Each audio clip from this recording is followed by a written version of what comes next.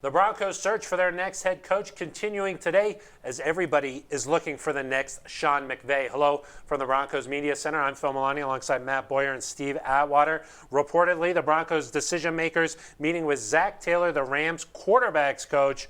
Matt, he's only 35 years old. Do you feel like he can stand up there and get the respect from this Broncos team? It's been done. I mean, you just mentioned it, Sean McVay. The coaching tree, is he old enough to have a coaching tree? That's been a joke around the league. But, a Texas A&M pedigree. He was there at the same time as Clint Kubiak. That could factor in with the Gary Kubiak factor. We know that he might be interested in coming back in. I like the move, and, new is sometimes good. You want a guy with fresh ideas, and we mentioned it when Chuck Pagano had interviewed with the Broncos.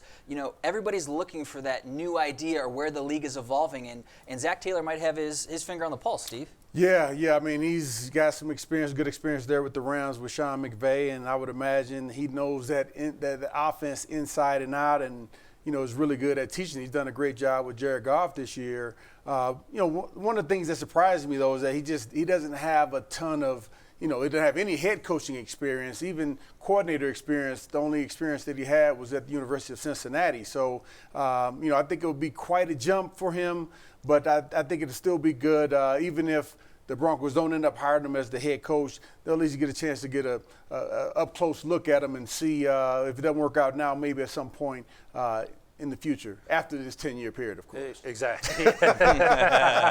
Exactly. Well, hey, he's never been a full-time offensive coordinator in the NFL, and we've seen the Broncos have seen some of those growing pains with Vance Joseph last season, just operations. I mean, there's a lot of things on the head coaching plate. Do you think he could come in here and take on all of that? I think so. I think you've seen examples of it around the league. Mike Tomlin and John Harbaugh are both, Super Bowl winning coaches that needed their first chance to get into coaching, and look what they've been able to do. So I think that you just need to give a guy a chance. And if Zac Taylor sits in that room with John Elway and really puts forth a good plan as to his vision for the team, I could definitely see John Elway taking a chance. Yeah, it's certainly possible. Now, Sean McVay's and Mike Tomlin's, those guys aren't falling off of trees. It's true. It's Neither are quarterbacks. Yeah, exactly. Yeah, it's hard to find those guys, and he may be a guy who's special like that.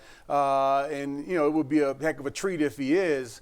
But I'd say the chance of that happening and him being a guy that's as sharp as Sean McVay is and being able to handle all those things with his limited resume, I think is kind of pushed it. But we'll see. With the Broncos, he could go in there and show his great memory and his ability to handle multiple tasks and really wow John and the rest of the guys who are making that decision. One thing I do like about the Rams, the dynamic playmaker that Todd Gurley is, they really utilize him well. The Broncos may have found their dynamic playmaker in Phillip Lindsay this year, so maybe he can instill some of those offensive game plans that the Rams use and really utilize Phillip Lindsay's skill set to its fullest potential. Zac Taylor has helped Jared Goff earn back-to-back Pro Bowl selections, and of the guys who the Broncos are reportedly meeting with, doesn't Taylor seem like more the sexier pick, the more exciting pick, the unknown, if you will, Steve? Yeah, without question.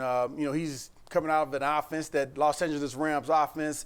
I love this offense because I remember when we played them, we had guys, going one way and then they send a guy in motion and he's like, oh, am I supposed to be going this way? And, man, that one split second, indecision helped them to, get a first down on that play. And those types of concepts are becoming more and more popular. And if he can, bring our offense up to that level, I think it'll help out big time. The allure of the unknown. Exactly. It's too much. It's too much for fans sometimes. Exactly. But like Steve mentioned, some of the schematic things that the Rams do are right on the front edge of what this NFL offensive evolution is turning into. So if you can kind of take some of those plans and instill it into a Broncos offense that looked stagnant at times last year, you have to at least consider it. Yeah, we heard that John Elway will be meeting with the candidates one-on-one.